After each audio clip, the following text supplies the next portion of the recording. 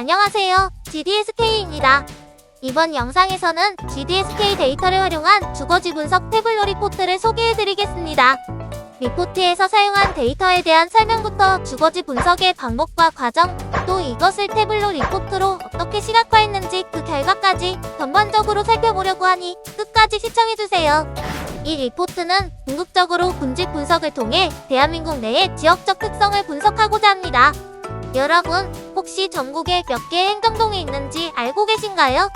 전국적으로 약 3,500여 개의 행정동이 있습니다. 이렇게 많은 행정동을 개별적으로 분석하면 전체를 직관적으로 이해하기는 너무나 힘들죠. 이럴 때 좋은 방법이 군집 분석입니다. 유사한 특성을 가진 행정동끼리 묶어서 군집을 형성하는 겁니다. 저희는 전국의 행정동을 총 13개의 군집으로 분류했습니다. 그래서 대한민국의 지역적 분포를 보다 쉽게 파악할 수 있게 됐고요. 지역별 특성도 한눈에 볼 수 있게 되었죠.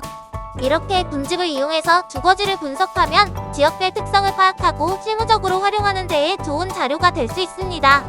특히 저희는 대한민국 시민들이 행정동 수준에서 인구적인 그리고 사회경제적인 측면에서 어떻게 분포되어 있는지를 분석하려 했습니다. 인구적인 특성은 지역을 이해하는 데 있어서 기본적인 요소입니다. 도시화, 고령화, 저출산, 산업발전의 지역적인 불균형 등에 따라 인구 구조가 지역마다 차별적으로 형성된다는 가설을 바탕으로 인구 특성을 군집화 분류 변수에 포함시켰습니다. 사회 경제적인 측면에 있어서는 자본주의의 발전과 계급 양극화가 심화됨에 따라 사회 경제적인 지위의 지리적 구조화가 심화된다는 가설을 기반으로 해서 중요한 사회 경제적인 속성으로 가구 소득을 분류 변수에 넣었습니다. 이러한 사회 경제적인 변수들은 지역별 특성을 이해하는 데 매우 중요한 역할을 합니다. 그러면 가구 소득을 어떻게 파악할 수 있을까요?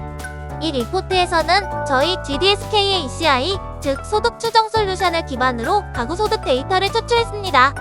ECI는 Estimated Customer Income의 약자로 고객의 주소를 기반으로 소득을 추정하는 모델입니다. GDSK의 ECI는 국내 유일의 소득 추정 모형으로 금융감독원의 TF에서도 선진 사례로 소개된 검증된 솔루션입니다. 이외에도 2024년도 7월 최신의 인구, 주택 시세, 주택 평형, 지하철과 고속도로 정보 등 다양한 GDSK 데이터를 함께 활용해 분석의 시의성과 정밀도를 높였습니다. 이제 군집 분석 과정을 따라가면서 리포트의 이를 어떻게 구현했는지 구체적으로 설명드리겠습니다. 군집 분석을 진행하기 전에 먼저 리포트에서 사용한 데이터의 기초 통계량을 살펴보았습니다. 기초 통계량을 확인하는 것은 EDA, 즉 익스플로러터리 데이터 어널리시스의 중요한 단계 중 하나인데요. 데이터를 분석하기 전에 다양한 각도에서 데이터를 관찰하고 이해하는 과정입니다. 이를 통해 데이터를 직관적으로 파악하고 특정 패턴이나 이상치를 찾아낼 수 있습니다. 주로 확인하는 기초 통계량으로는 평균, 중앙값, 최대값, 최소값, 그리고 표준 편차 등이 있습니다. 이러한 통계량을 통해 데이터의 분포와 변동성을 보다 명확하게 파악할 수 있게 되죠. 이번 리포트에서는 이 기초 통계량을 시각적으로 표현하기 위해서 박스플롯을 활용했습니다. 박스플롯은 기초 통계량을 한눈에 볼 수 있게 해주는 대표적인 도구인데요. 데이터의 분포와 변동성을 효과적으로 나타내줍니다.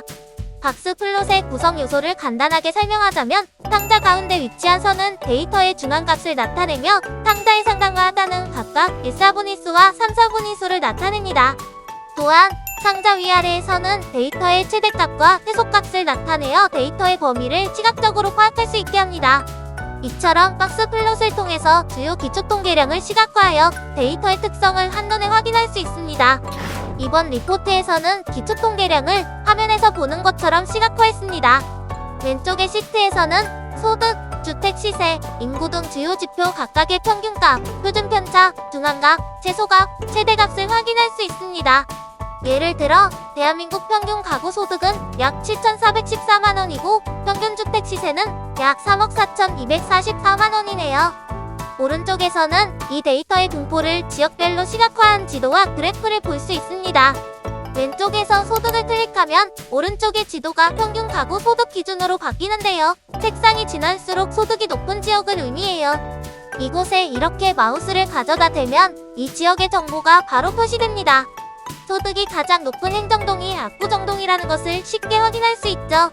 이렇게 수치를 시각적으로 표현하는 것이 태블로의 강점이죠. 복잡한 데이터를 한눈에 쉽게 파악할 수 있게 해줍니다. 오른쪽 아래 박스 플롯을 보면 여기에서도 평균 소득이 가장 상위인 행정동이 압구정동이라는 것을 바로 알 수 있죠. 그리고 전국의 평균 가구 소득의 중앙값이 아래쪽에 치우쳐 있는 것을 확인할 수 있습니다. 리포트의 두 번째 페이지는 소득, 주택 시세, 인구 등 주요 지표들 사이의 상관 분석에 관한 내용입니다. 앞에서 각 변수의 개별 특성을 이해했다면 상관 분석은 변수들 간의 관계를 파악하는 단계입니다. 상관 분석을 통해 두 변수 간의 선형 관계를 확인할 수 있으며 이를 통해 데이터를 다차원적으로 이해할 수 있습니다. 리포트에서는 상관계수를 시각화해서 변수 간의 관계를 직관적으로 파악할 수 있도록 했습니다. 상관계수의 크기를 원의 크기와 색의 농도로 나타냈고요. 상관계수의 부호는 색상으로 구분했습니다. 토의 위쪽과 오른쪽으로 만들어지는 삼각형의 영역에는 상관계수라는 수치가 있고 왼쪽과 아래쪽으로 만들어지는 영역에는 이 수치를 시각화한 원들이 있습니다. 상관계수는 1에 가까울수록 양의 상관관계가 있음을 의미해요. 여기서는 원의 파란색이 진하고 클수록 두 변수 간의 양의 상관관계가 크다는 것을 시각적으로 보여줍니다. 이러한 시각화를 통해서 변수 간의 관계를 쉽게 확인하고 군집 분석에 있어서 중요한 변수 간의 연관성을 보다 명확하게 이해할 수 있습니다. 인구 비율과 소득의 상관관계를 보면요. 미취학 아동, 초중고 학생, 그리고 40대 회원이 다른 연령층보다 파란색이 짙고 큽니다.